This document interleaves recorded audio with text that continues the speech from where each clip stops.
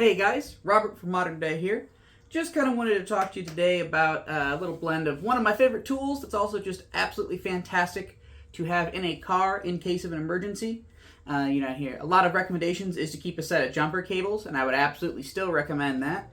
And before I get into it, this isn't sponsored or affiliated or anything like that. I paid for this. I've had it probably about 7 years or so now.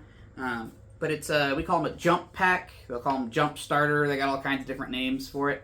It's basically just a really big power bank or a portable charger like you'd have for your phone, except they've got a plug at the end here.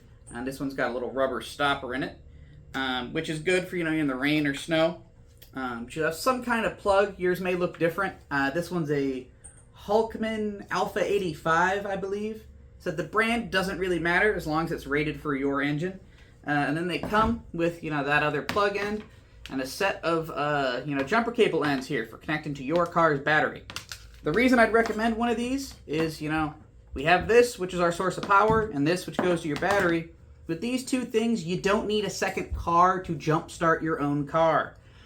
So whether, you're in a city late at night or in the middle of nowhere, or it's raining and you're worried about, maybe somebody being around, to stop and actually jumpstart your car, this removes all of that concern. A lot of them will come with a bunch of different features, but the bare minimum one you need to have is this plug right here that connects to this set of jumper cables, and make sure you don't lose these. These two things need to be in some kind of bag, the box it came in, something to make sure they're together. And make sure you charge this. I normally check mine about once or twice a year, unless I've been using it, and then you just charge it when you're done with it.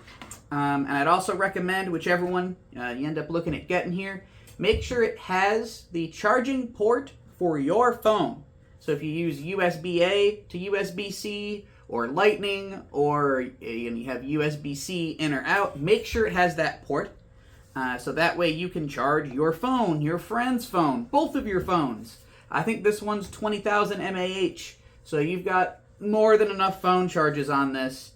For as long as it'll be a problem, just in case jumpstarting your car isn't actually the fix you needed. A lot of these also have a nice little screen on them. Like I said, not sponsored, just something to recommend when you're looking at shopping for your own. You'll get status codes when you're looking to jumpstart your car. They're typically printed on the back. If they aren't, make a label, make a note for yourself, and leave it with this so you actually know what they mean. A lot of them will light up green or say ready or go or something like that. That means you can actually go and jumpstart your car then. And if you do get one of these error codes, like, hey, error code, your positive and negative poles of battery clips are reversed. You hooked it up wrong.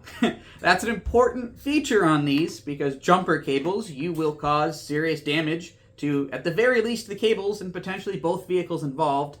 This kind of removes that concern, and like I said, you don't need another vehicle. They're fantastic to just kind of charge once, throw in the trunk, use it when you need it. Alrighty, thank you guys, and have a safe day.